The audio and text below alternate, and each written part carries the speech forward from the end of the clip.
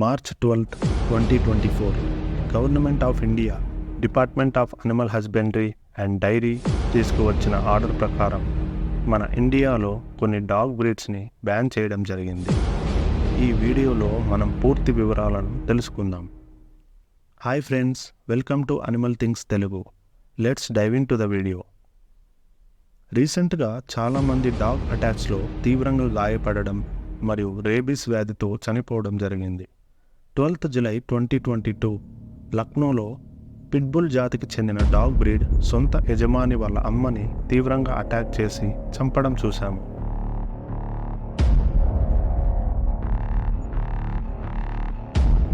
గజియాబాద్లో 14 ఏళ్ల అబ్బాయి రేబీస్తో చనిపోవడం జరిగింది. అదే గజియాబాద్లో పిట్బుల్ అనే డాగ్ బ్రీడ్ ఒక అబ్బాయిని కరవడం వల్ల తీవ్రంగా గాయపడ్డాడు. February 21, 2023లో హైదరాబాద్లో వీధి కుక్కలు ఒక చిన్న పిల్లవాడిని చంపేయడం చూశాము.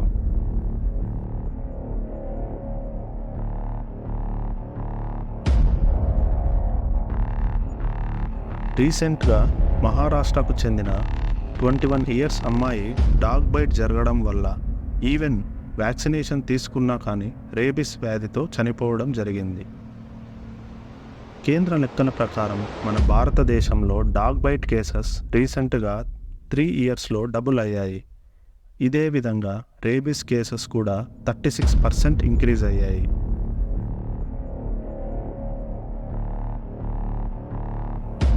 మరియు ప్రతి నిమిషానికి 6 డాగ్ బైట్స్ మన కంట్రీలో జరుగుతున్నాయి.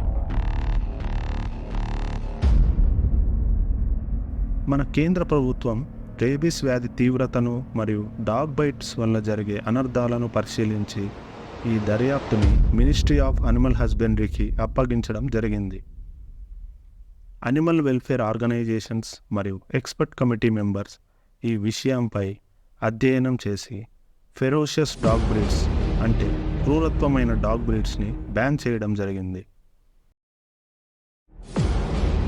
ఈ లిస్టులో దాదాపు 22 డాగ్ బ్రీడ్స్ ఉన్నాయి. అవేంటో ఇప్పుడు చూద్దాము. Pitbull terrier. ఈ డాగ్ని బుల్ బెయిటింగ్ అనే స్పోర్ట్స్లో యూజ్ చేసేవారు. అదేవిధంగా పొలాల కాపలాకి మరియు డాగ్ ఫైట్స్లో ఉపయోగించేవారు. కాలక్రమేణా ఇవి ఇంటిలో ఎక్కువగా పెరగడం వల్ల ఫ్రెండ్లీ డాగ్స్ అయ్యాయి. యాక్చువల్గా పిట్బుల్స్లో 4 types ఉన్నాయి. అవే American pit bull terrier, American Staffordshire terrier, American bully మరియు Staffordshire bull terrier. American bulldogs. ఈ డాగ్స్ని చూడగానే కండలు తిరిగిన శరీరం, బుల్డాగ్ హెడ్ అంటే వెడల్పాటి స్కల్ మరియు దవడలు, కుదించబడిన నోస్, మడతలు పడిన స్కిన్తో ఉంటాయి. ఈ డాగ్స్ని అడవి పశువులను వేటాడడానికి ఉపయోగించేవారు. ఈ అమెరికన్ బుల్డాగ్స్లో కూడా 2 types ఉన్నాయి. అదే జాన్సన్ టైప్ లేదా బుల్లీ ఆర్ క్లాసిక్ టైప్. ఇంకోటి Scott or standard performance type. American Staffordshire terrier. ఈ డాగ్ బ్రీడ్స్ కూడా కండలు తిరిగిన శరీరం మరియు దృఢంగా పెద్ద సైజులో ఉంటాయి. ఈ డాగ్స్ చాలా తెలివైనవి మరియు తమ మెంటల్ స్టిమ్యులేషన్ కోసం ఎల్లప్పుడూ ఏదో ఒక పనిని కోరుకుంటాయి. అకీటా. అకీటా అనేది largest dog breed of Japan. వీటి శరీరంపై దట్టమైన డబుల్ హెయిర్ కోట్ ఉంటుంది. ఈ డాగ్స్ని అడవి పందులు మరియు ఎలుగుబంట్లను వేటాడడానికి ఉపయోగించేవారు. అకీటాలో కూడా 2 varieties ఉన్నాయి. అకీటా ఇను లేదా జపనీస్ అకీటా మరియు అమెరికన్ అకీటా. ఈ అమెరికన్ అకీటా చాలా పెద్దగాను మరియు దృఢమైన శరీరంతో డిఫరెంట్ టైప్స్ ఆఫ్ కలర్ వెరైటీస్లో ఉంటుంది. అగ్బాష్ డాగ్. ఈ అగ్బాష్ డాగ్ టర్కీ నుండి ఆవిర్భవించినది. ఇవి చాలా చురుకైన పశువుల కాపలాదారులుగా పనిచేస్తాయి.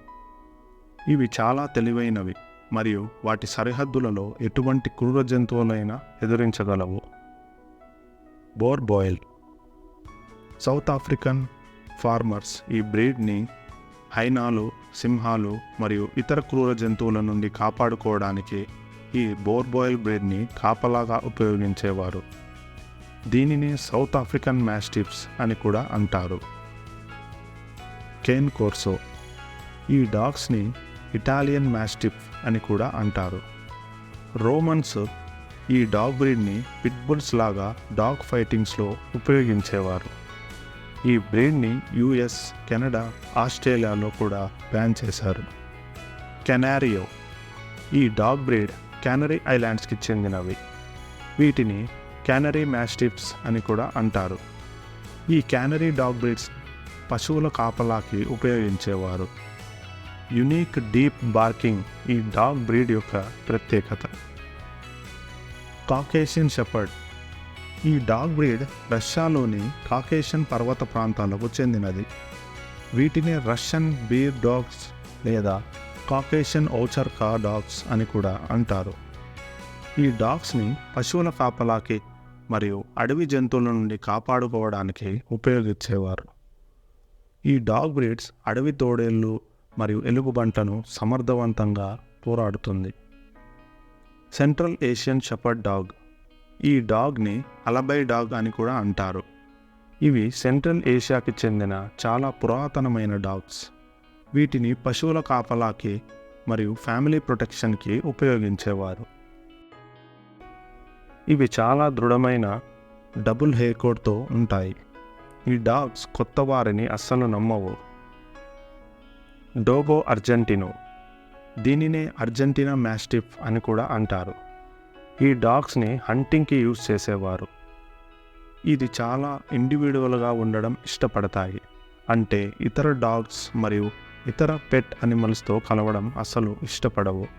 ఈ బ్రీడ్స్కి చెందిన డాగ్ని పోలీస్ అండ్ మిలిటరీ వర్క్లో ఉపయోగిస్తారు. ఫిలా బ్రెసిలియో. ఈ బ్రీడ్ని బ్రెజిలియన్ మాస్టిఫ్ లేదా బ్రెజిలియన్ బ్లడ్ హౌండ్ అని కూడా అంటారు. ఈ డాగ్స్ని హంటింగ్ కోసం ఉపయోగించేవారు. ఈ బ్రీడ్స్ని కూడా చాలా దేశాలు బ్యాన్ చేశాయి. జపనీస్ టోసా. ఈ బ్రీడ్ని టోసా ఇను లేదా జపనీస్ మాస్టిఫ్ అని కూడా అంటారు. జపాన్లో డాగ్ ఫైటింగ్ కాంపిటీషన్స్లో చాలా కామన్గా ఈ డాగ్స్ని యూజ్ చేస్తారు. అందుకే వీటిని జపనీస్ ఫైటింగ్ డాగ్స్ అని అంటారు. 19th సెంచరీ కాలంలో అక్కడ ఉన్న లోకల్ డాగ్స్ని వేరియస్ యూరోపియన్ మాస్టిఫ్ బ్రీడ్స్ మరియు బుల్ డాగ్స్, ఇతర గ్రేట్ డేన్స్తో క్రాస్ చేయడం వల్ల ఈ జపనీస్ టోసా బ్రీడ్ అనే దాన్ని డెవలప్ చేశారు. కంగల్. Kangal shepherd dog. ఈ డాగ్ టర్కీలోని అత్యంత పవర్ఫుల్ అయిన డాగ్స్.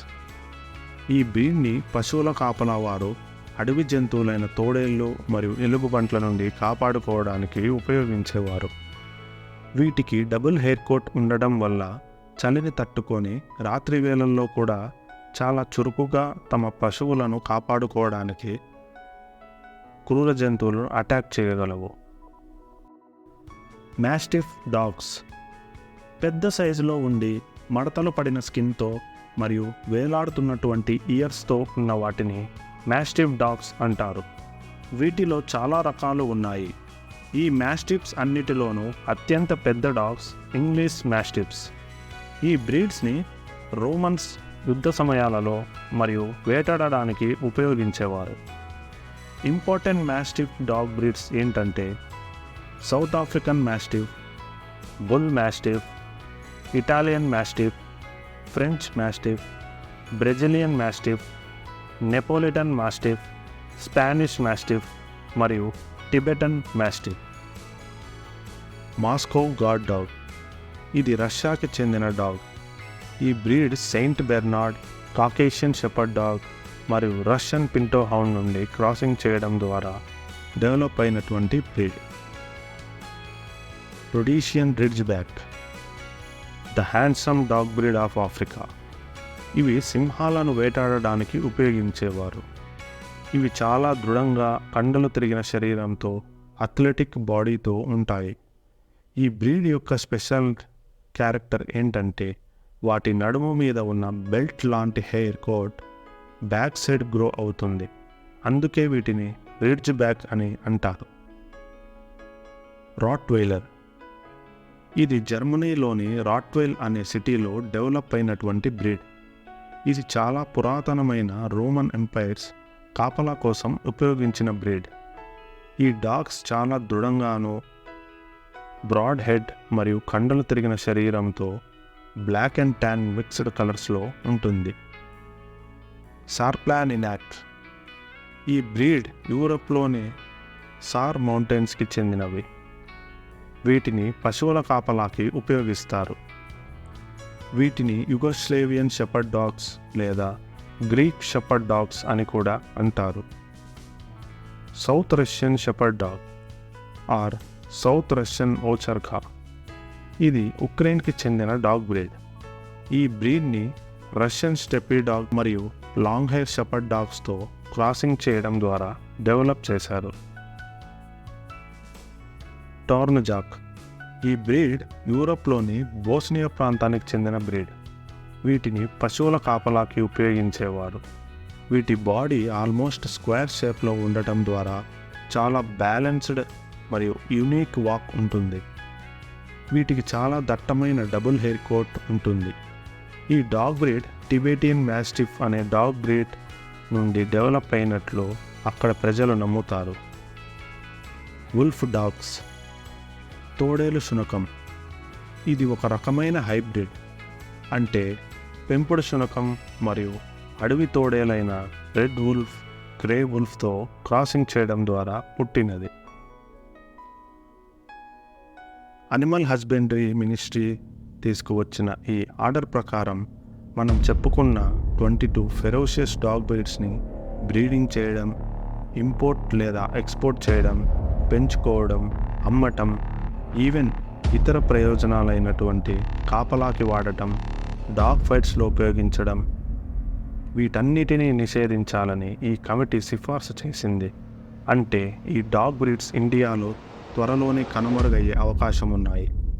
కాబట్టి బ్రీడింగ్ చేసే వారికి మరియు ఇండియాలో ఉన్న అన్ని స్టేట్స్ మరియు యూనియన్ టెరిటరీస్లో ఉన్న అన్ని అనిమల్ హస్బెండరీ డిపార్ట్మెంట్స్కి ఈ డాగ్ బ్రీడ్స్ని రిజిస్ట్రేషన్ చేయడం మరియు లైసెన్స్ ఇవ్వడం పూర్తిగా నిషేధించమని ఆదేశాలు వచ్చాయి.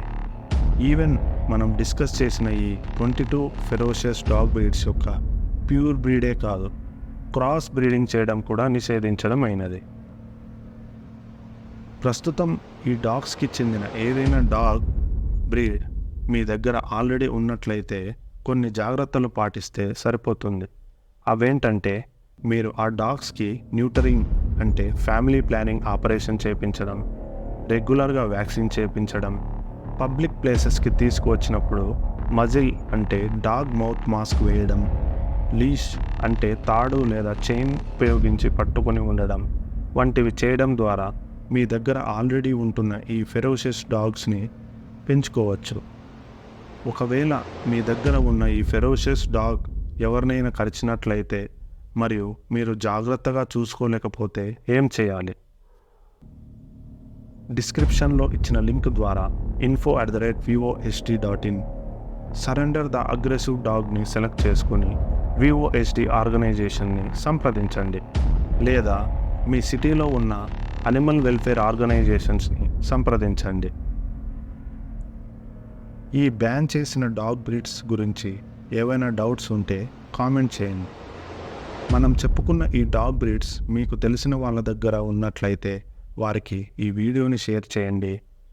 అలాగే మన అనిమల్ థింగ్స్ తెలుగు ఛానల్ని సబ్స్క్రైబ్ చేసుకోండి. Thank you for watching. జై హింద్.